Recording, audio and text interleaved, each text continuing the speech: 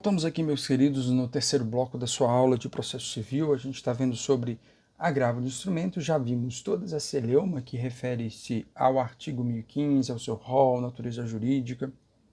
Vimos também o cabimento desse recurso, que é aquilo que há de mais, digamos assim, extenso, e exige de você aí um pouco de denodo.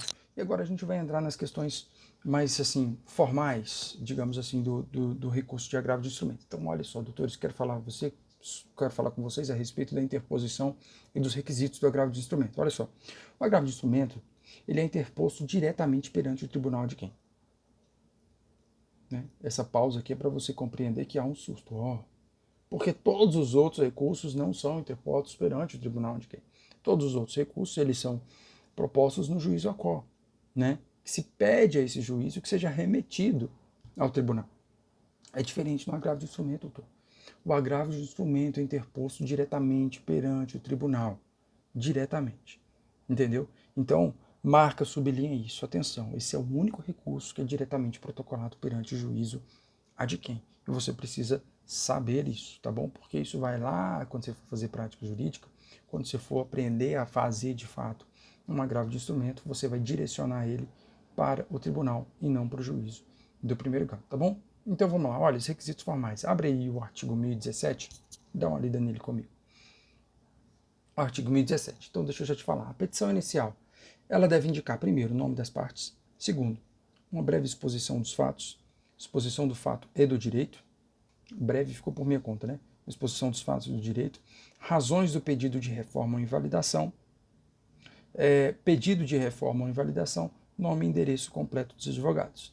Então, veja lá, existe até uma discussão a respeito de que eu já vi alguns professores dizendo que para a prova da OAB é interessante que você não coloque só o nome das partes, mas que você faça a qualificação delas, justamente em razão de que esse recurso ele vai direto para o tribunal. Então, o tribunal não sabe da qualificação.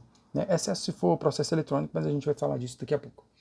Mas assim, o tribunal em tese não saberia. Então, você precisa qualificar quando a peça na prova da OAB for ao agravo de instrumento. Não sei, converse com o seu professor. Para nós aqui do mundo real, não há essa necessidade.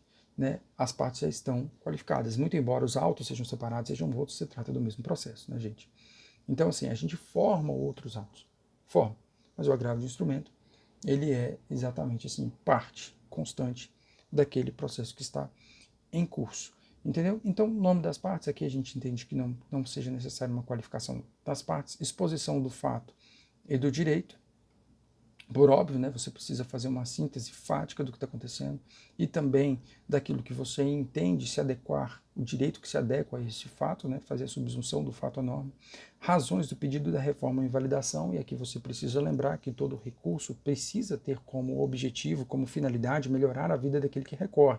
Então você precisa, primeiro, ou pedir uma reforma, se você entende que houve uma decisão equivocada do juiz, no sentido de ser opeiúdices, né? No sentido de ser errada a sua decisão, então ele fez uma má valoração da prova, ele errou na aplicação da lei, ele errou na interpretação da lei, ou então você pede a invalidação por o erro improcedendo. Eu falei opeiúdices, nada a ver, injudicando. Né? Pedido de reforma quando o erro do juiz for injudicando. Então você pede a reforma. E quando o erro for formal, for improcedendo, aí sim você vai pedir a invalidação, a anulação daquela decisão para que o juiz retorne ao juiz e para que ele possa proferir uma nova decisão e agora seguindo todos os ritos, o procedimento correto. Ok, gente? Então vamos lá. Olha, essa petição de interposição do agravo de instrumento, ela deve ser instruída com os documentos que a gente chama de peça. Essas são as peças. Aliás, é isso que você precisa compreender.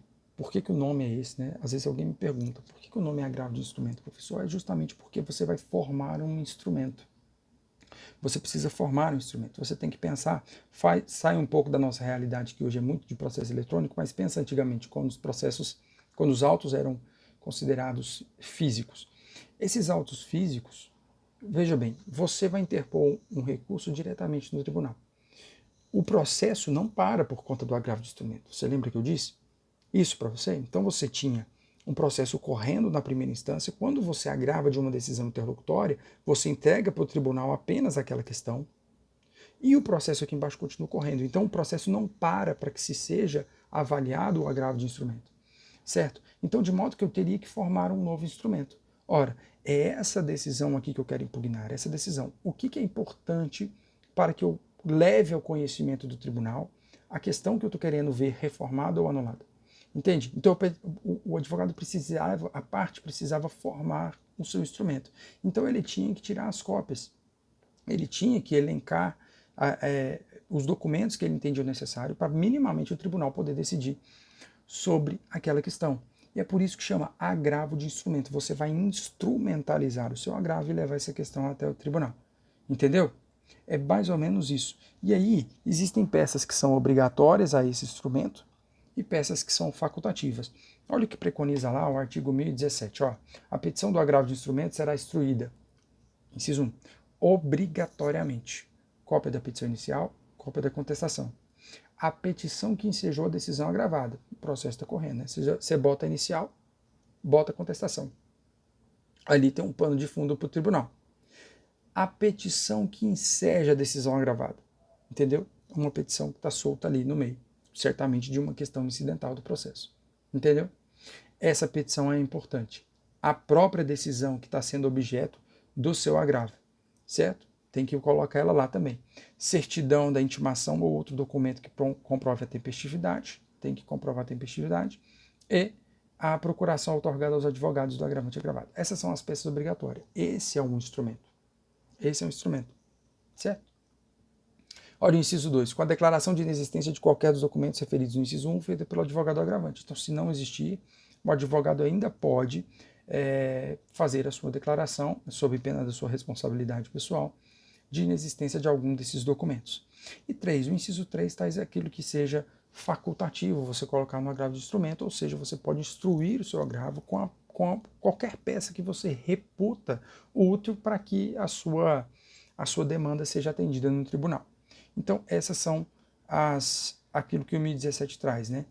A petição, então, é dirigida para o juiz adquirente e a petição precisa ser instruída com os documentos que a gente chama de peças. O 1017 coloca para você que existem peças obrigatórias que estão lá no inciso 1 do 1017 e peças facultativas que estão no 3, certo? É isso.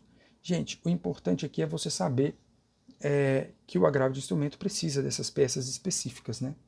Para que ele possa ser apreciado.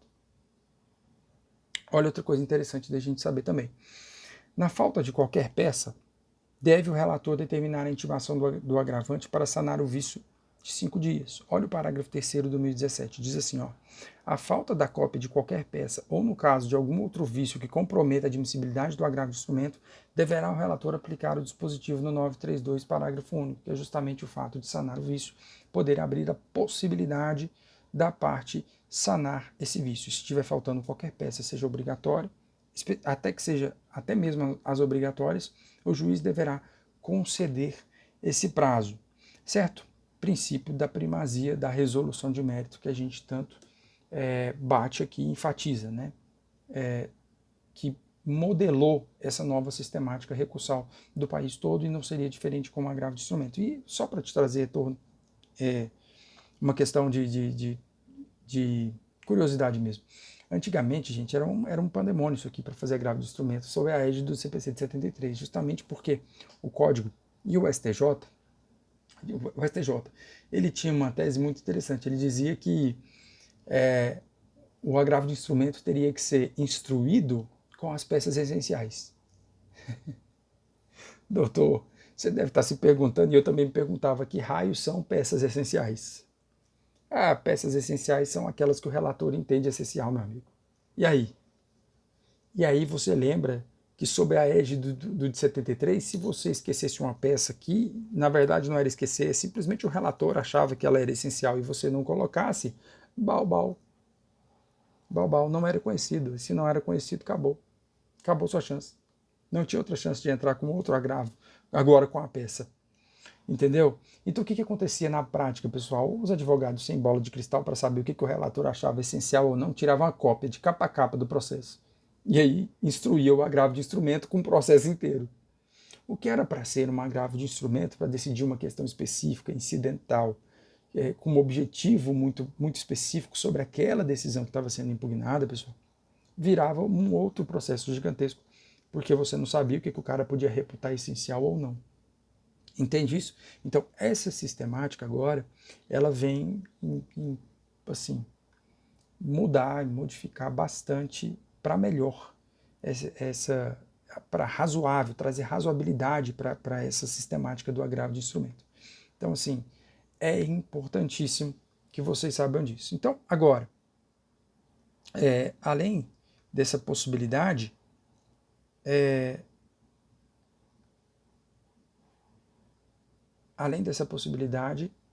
eu ressalto que tudo isso, pessoal, tem a sua, digamos assim, a sua base em processos com os autos físicos, né? Quando a gente pensa no processo eletrônico, essas formalidades, né, de se formar um instrumento para se levar ao tribunal, ela é dispensada. A própria lei vai falar sobre isso, sobre essa dispensa, quando os autos forem eletrônicos, justamente pelo fato de que, se são eletrônicos, todo mundo, tanto o juiz ao qual quanto o juiz ao de quem, tem acesso a tudo de forma remota. Então aí você dispensaria essa formação, entre aspas, do instrumento, certo? Então vamos lá, vamos para o preparo. Aqui, pessoal, não tem muito segredo não, tá bom? O agravo de instrumento exige o preparo. O recurso de agravo exige preparo, exige pagamento de custas sob pena de deserção. O parágrafo 1º do 2017 diz assim: acompanhará a petição o comprovante de pagamento das respectivas custas e do porte de retorno, quando devidos, conforme tabela publicada pelos tribunais. Lembrando que eu já falei com vocês sobre esse porte de retorno, ele se refere a custas de deslocamento de autos físicos, né? Então, se for, portanto, eletrônico, não tem isso de custas de deslocamento, tá bom? Qual que é o prazo do agravo de instrumento? Você lembra comigo, a gente só fez uma exceção quando eu te expliquei sobre o prazo dos recursos do novo CPC. Estão todos igualados, com exceção do embargo de declaração. O agravo de instrumentos tem prazo de 15 dias úteis. Artigo 1003, parágrafo 5º. Eu faço uma ressalva sobre o processo eletrônico e o artigo 1017, justamente falando aquilo que eu acabei de consignar com vocês. Tratando-se de autos eletrônicos, as exigências que constam dos incisos 1 e 2 do artigo 1017, elas são dispensáveis. Então fica facultado aí o agravante a anexar qualquer outro documento que ele repute necessário ao deslinde da controvérsia, mas ele fica dispensado de ter que juntar todos aqueles documentos, justamente porque esses documentos já constam do processo, e o processo sendo eletrônico, todo mundo tem acesso a eles. Agora, lembrando, pessoal, existem algumas comarcas no país em que eu tenho o processo eletrônico no primeiro grau e não tenho no segundo. Nós estamos falando de um recurso que ele é interposto perante o tribunal direto. Então, se você precisa, para que seja facultado, para que seja dispensada essas exigências do processo eletrônico, ele precisa ser eletrônico nas duas instâncias. E aqui vale tanto para o que a gente está falando no 1017 quanto para o 1018, que a gente vai falar daqui a pouco. Tá bom? Olha lá. Doutores, vamos ver um pouco sobre efeitos do recurso. Efeitos do recurso do agravo de instrumento. Bom, quanto aos efeitos, via de regra, o agravo de instrumento ele é recebido apenas no efeito devolutivo.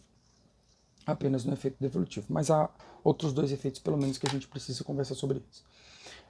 O efeito suspensivo poderá ser concedido de forma atípica, ou seja, aquela forma, como eu já disse para vocês, op iudice, né, nos termos do 1019.1. Ou seja, quando chega para o relator pode decidir se atribui àquele recurso o efeito suspensivo. E aí você lembra-se que a gente já estudou a respeito do juiz conceder efeito suspensivo a todo e qualquer, a possibilidade dele conceder efeito suspensivo a todo e qualquer recurso. Então, havendo grave lesão, possibilidade de reparação difícil acerca de se continuar a execução ou se continuar valer ali o cumprimento sem que haja o efeito suspensivo, a se perceber que uma situação de difícil reparação vai se configurar em não se atribuindo efeito suspensivo ao recurso, o juiz, portanto, poderá concedê-lo. Essa é a hipótese de efeito suspensivo que a gente tem aqui também no agravo de instrumento. Então, ele não é decorrente da lei, ele é uma faculdade do juiz em entender presentes os requisitos e atribuir o efeito suspensivo. Correto? Mas tem um outro efeito que eu quero ver com você, que é o 2018, muito interessante, é o efeito regressivo. Você lembra do efeito regressivo, doutor? Hein, diretor? Lembra do efeito regressivo?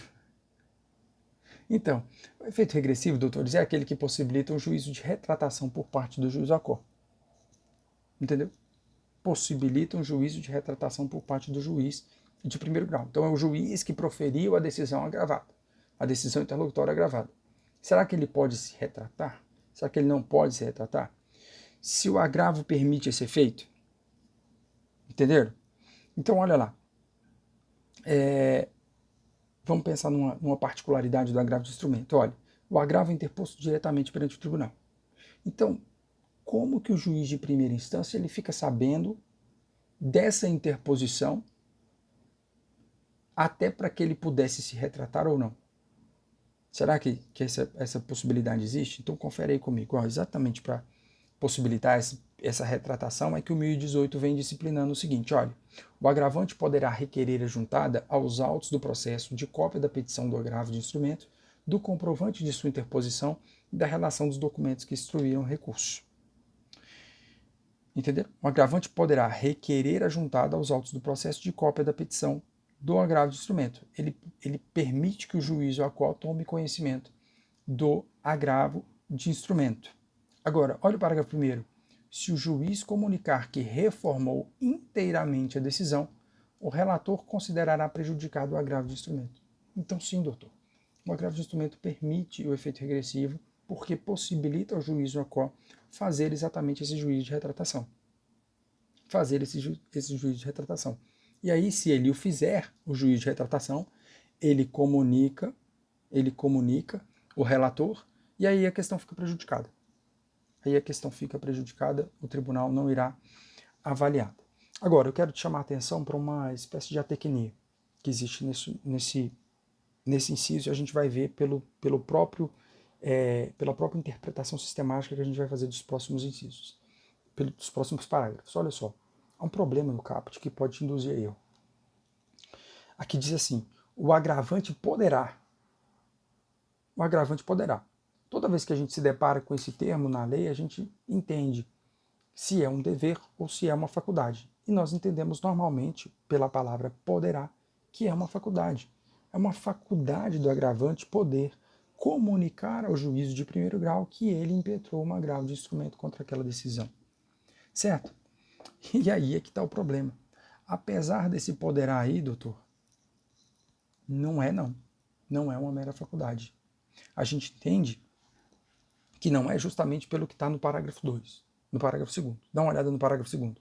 Não sendo os autos eletrônicos, olha, importante a ressalva dos autos eletrônicos que eu estava fazendo. Não sendo os autos eletrônicos, o agravante tomará a providência prevista no caput do prazo de 3 dias. Olha só, não só manda o agravante tomar a providência, como também, em virtude da lei, estabelece um prazo para que ele cumpra.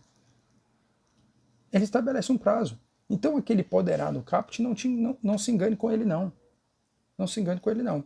Aqui há um dever do agravante de comunicar o juízo à qual num prazo de 3 dias da interposição do agravo de instrumento. Percebem? Então, não é uma mera faculdade. É, sem dúvida nenhuma, uma obrigação que o agravante tem de comunicar o juízo à qual e possibilitar, claro, esse juízo de retratação. Perdão. Agora, veja bem, você pode me perguntar o seguinte, professor, e se ele não fizer a comunicação dentro do prazo? Perdeu o prazo, não fez a comunicação, entrou com o agravo de instrumento, está lá com o relator, não fez a comunicação no prazo de 3 dias. O que acontece? Obviamente o agravo vai seguir o seu rito normal, o juiz aqui embaixo está trabalhando, o processo está continuando, normal. Só que aí, uma das atribuições do relator obviamente, vai intimar o agravado para poder oferecer contrarrazões. O agravado, se for inteligente, vai perceber o seguinte, olha, ele não avisou o juiz. Ele não avisou o juiz aqui. Certo? E em não tendo avisado o juiz aqui, eu posso, lá nas minhas contrarrazões, aliás, não só posso como devo, provar que ele não fez a comunicação que era devida. Se ele não fez a comunicação que era devida, e o agravado prova que ele não fez essa comunicação, sabe o que acontece, doutor? O recurso é inadmitido. O relator já inadmite o recurso sem julgamento do mérito. Olha o parágrafo 3º do 1018. O descumprimento da exigência de que trata o parágrafo 2º. Agora, olha que importante, olha isso, sublinha. desde que arguido e provado pelo agravado, importa inadmissibilidade do agravo de instrumento. Olha que coisa interessante. Então aqui temos algumas coisas para a gente falar. Veja bem, primeiro, não é uma faculdade do agravante. Não é uma faculdade a comunicação ao juiz ou à cor. Ele precisa fazer essa comunicação, certo? Precisa fazer. Qual que é o prazo, doutor? 3 dias. 3 dias. Se ele faz a comunicação normal e o juiz ou a cor modifica a sua decisão, o juiz comunica o relator e o relator simplesmente entende que a questão está prejudicada. Pois bem, se ele não comunica, o que é que o agravado deve fazer? O agravado deve perceber essa não comunicação e provar para o relator, em sede de contrarrazões, que não houve a comunicação. Uma vez comprovado, arguido e provado pelo agravado essa falta de comunicação, esse recurso será inadmitido. Inadmitido. Entendeu? Agora, qual que é a questão aqui também? Por que eu pedi para vocês sublinharem a questão, desde que arguido e provado? Doutor, não é algo que o tribunal possa reconhecer de ofício. Não é algo que o tribunal possa conhecer de ofício. O tribunal não pode simplesmente perceber que o agravante deixou de comunicar o juízo à cor. Deixou, portanto, de possibilitar que o juízo de primeiro grau exercesse essa possibilidade de retratação. Mas ele não pode fazer nada. Ele vai lá e intima o agravado para oferecer as contrarrazões em 15 dias. Se o agravado nada disser, se o agravado não falar nada sobre a comunicação, deixar começa a bola, passar em branco, sabe o que vai acontecer? Nada. Vai julgar o agravo. Normal. É vida que segue. Entendeu? Então, na hipótese, meu querido, de um advogado ruim, esquecer de comunicar o juiz à cor, a única coisa que te resta é rezar, meu filho. Reza para o advogado da parte contrária ser mais taioba ainda e não comprovar isso. Certo? Ele não precisa nem arguir nem comprovar. Tá bom, doutores? É isso. Então, lembra aí, o tribunal não pode, a seu próprio juízo, de ofício, inadmitir o agravo por essa falta. Ele precisa ser arguido e provado. Você sabe que essa questão já foi parar no STJ. Essa questão foi parar no STJ, deixa eu olhar aqui o número, na terceira turma foi julgado no RESP, recurso especial 1.749.958, do Rio Grande do Sul, cuja relatora foi a ministra Nancy Andrighi. E ela disse exatamente isso, olha, a lei exige que seja arguido e comprovado pelo agravado, de modo que não pode o tribunal, de ofício, inadmitir o recurso por falta dessa comunicação. Ok? Só para te lembrar mais uma vez, tudo isso, pessoal, tudo isso que a gente falou do 2018, se os autos não forem eletrônicos, se os autos nas duas instâncias não forem eletrônicos, essa comunicação não faz sentido se os autos forem eletrônicos, já que o acesso a todo o processo estaria disponível para ambas as instâncias. Então, dentro do processo eletrônico, o juiz, a cor, ele já viu que o agravo de instrumento foi interposto. Então, ele sabe, não precisa ser comunicado. Tá bom? Tá bom? Vamos rapidamente, só para a gente caminhar para o final da aula, ver um pouco sobre o processamento. Olha lá, pessoal, interposto o agravo de instrumento, ele deverá imediatamente ser distribuído a um relator, a quem incumbe, antes de tudo, verificar se seria o caso de aplicação do artigo 932, 3 e 4. Só para te lembrar um pouco sobre o 932 e 4, eu coloquei aí. São as incumbências do relator, são os poderes que o CPC entregou para o relator. Então, olha, incumbe o relator, inciso 3 lá do 932, não reconhecer de recurso inadmissível, ele vai ter que fazer aquele juízo que a gente falou de admissibilidade, prejudicado, no caso da retratação do juízo, ou que não tenha impugnado especificamente os fundamentos da decisão recorrida. Se tiver falta de fundamentação, ele também não vai conhecer. Ou 4, negar provimento a recurso que for contrário a. Aí, isso, atribuição do relator, viu, gente? Monocraticamente, ele já decide se uma dessas questões estiverem postas. Então, olha lá, súmula do Supremo Tribunal, do Superior Tribunal de Justiça ou do próprio tribunal. Ele já nega provimento se o recurso, nega provimento se o recurso for contrário à súmula do Supremo, súmula do STJ ou do próprio tribunal que a gente tiver em questão. Inciso, a linha B. Acórdão proferido pelo Supremo ou pelo STJ em recurso repetitivo, em julgamento de recurso repetitivo, ou C, entendimento firmado em IRDR, incidente de resolução de demandas repetitivas ou também de assunção de competência. Então, se eu tiver esses precedentes firmados pelas cortes superiores nesses regimes de tramitação, assunção de competência, incidente de resolução de demanda repetitiva, ou for um acórdão já proferido por esses órgãos, ou seja, para pacificar, se for contra isso, o relator já mete a caneta e já decide ali, já nega o provimento. Certo? Pois bem, doutores, não sendo esse caso de rejeição liminar, não sendo o caso que estão constantes ali, o relator vai verificar se é caso de atribuir o efeito suspensivo ao agravo. É uma das primeiras coisas que ele vê, não é? Ou se ele defere uma tutela antecipada, total ou parcialmente, da pretensão recursal. Seria o efeito ativo, né? Deferir essa tutela antecipada da pretensão recursal. Em qualquer desses casos, a decisão vai ser imediatamente comunicada ao juízo. Tá bom, pessoal? Então, bom, além disso, incumbe ao relator ordenar a intimação do agrafado para oferecer as contrarrazões no mesmo prazo, né? Prazo de 15 dias, nesse mesmo ato. Diz lá o artigo 1019 que ele vai determinar a intimação do Ministério Público, mas para os casos em que o Ministério Público intervenha, né? Nos casos em que ele precise intervir, nos casos em que ele não faça parte, não há essa necessidade. E o Ministério Público também poderá se manifestar após o agravado oferecer as contrarrazões. E aí, por fim, nos casos em que não seja possível a decisão monocrática, dentro desse rol que a gente acabou de falar, o relator vai pedir um dia para julgar, é o que consta do 2020. Ele pede um dia para o julgamento do recurso dentro do prazo, segundo o artigo 1020, não superior a um mês, que vai ser contado a partir da intimação do agravado para que ele ofereça as suas contrarrazões. Prazo esse, doutor, que é quase consenso na doutrina, prazo impróprio. Né? Não, muitas vezes há uma impossibilidade de se achar uma data para julgamento dentro de um prazo tão exíguo. Tá bom? Bom, queridos, é isso. Está no material de vocês tudo bem relatado, transcrito com a lei, com a minha conversa com vocês. O PDF é praticamente uma aula conversada, é praticamente uma transcrição da nossa aula em vídeo. Está tudo lá para vocês. Obrigado por essa aula. Essa semana tem mais um vídeo que sai no canal, e aí a gente vai conversando na plataforma online, tá bom? Eu aguardo vocês por lá. Um forte abraço, um grande beijo, deixa o seu joinha, se inscreva no canal aqui, assine as notificações, eu vou falando com vocês. Um forte abraço. Até mais.